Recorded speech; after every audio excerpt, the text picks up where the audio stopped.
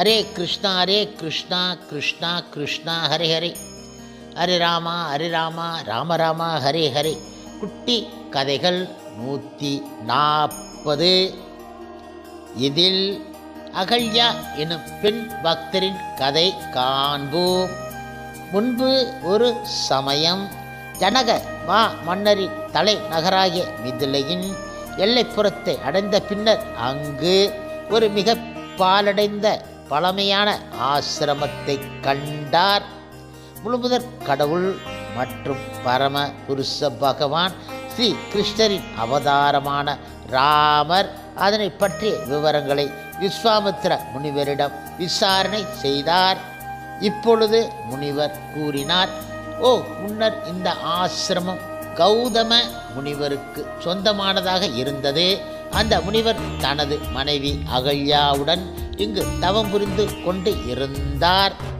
இப்படியாக இருக்கும் ஒரு சமயம் கௌதம முனிவர் தமது ஆசிரமத்தில் இருந்து வெளியில் சென்றதை அறிந்த இந்திரன் அந்த முனிவரை போன்ற தோற்றத்தை ஏற்று அவருடைய ஆசிரமத்தை அடைந்து அதே மாற்று உருவில் கௌதமரின் மனைவி அணுகி கூறினார், ஓ அன்பிற்கினிய அழகிய பெண்ணே, உடனே நான் உன்னுடன் இணைய விரும்புகின்றேன், என்னை ஏமாற்றி விடாதே என்றான் அவன்.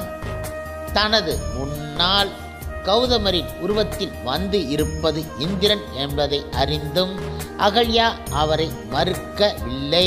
ஏனென்றால் அவளும் இந்திரனின் தழுவலை ஆவலுடன் விரும்பினாள். இருவரும் இணைந்து காம இச்சை நிறைவேற்றிய பின்னர் அகல்யா இந்திரனிடம் வேண்டிக் கொண்டாள், ஓ இந்திரனே, எனது கணவர் கௌதமரின் பெருங்கோபத்தில் இருந்து என்னை தைகூர்ந்து காப்பாற்றுங்கள் என்றாள் அவள். யாருமே அறியாத வண்ணம் உடனே வெளியேறுவதாக அகல்யா இடம் இந்திரன் உறுதியளித்தார். இருப்பினும் கௌதமரின் ஆசிரமத்தில் இருந்து இந்திரன் பதுங்கி வெளியே வந்து கொண்டிருந்த சமயத்தில் திடீரென கௌதம முனிவரும் அந்த இடத்தை அடைந்து விட்டார். இப்பொழுது இந்திரன் தன்னை போன்ற உருவம் கொண்டு வெட்கி தலை குனிவதை கண்ட கௌதம முனிவரால் இந்திரனின் தவறான நடத்தை நன்கு புரிந்து கொள்ள முடிந்துவிட்டது.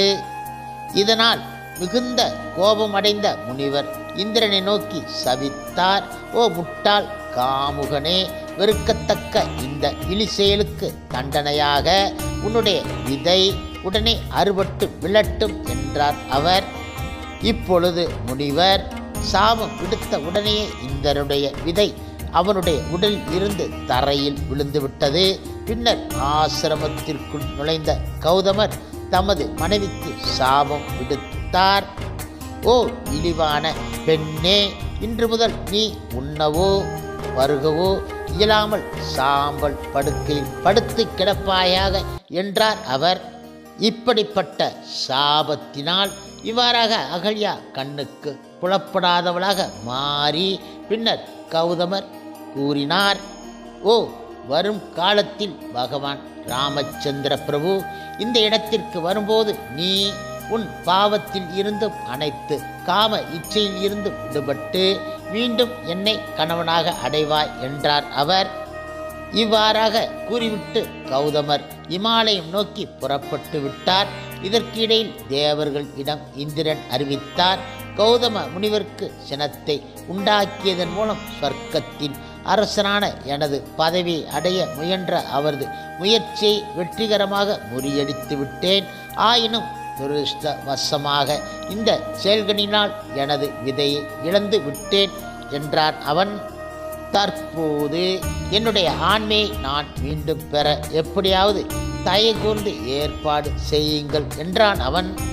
இப்பொழுது இந்திரனின் வேண்டுகோளுக்கு இணங்கிய தேவர்கள் பித்திருக்களிடம் சென்று ஓர் ஆட்டுக்கடாவின் விதையை எடுத்து இந்திரனின் உடலில் பொருத்துவதற்கு ஏற்பாடு செய்துவிட்டார்கள். இந்த கதையினை விவரித்த விஸ்வாமித்திரர் பகவான் ராமரை கௌதமரின் ஆசிரமத்திற்குள் பிரவேசிக்கும்படி அழைத்தார்.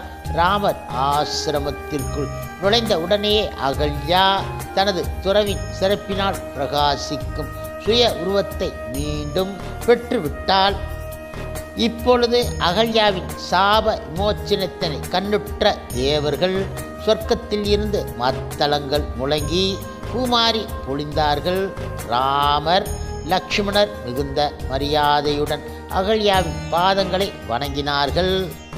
அவளும் அந்த 2 சகோதரர்களையும் விஸ்வாமித்திரரின் பரஸ்பரத்துடன் வரவேற்றாள்.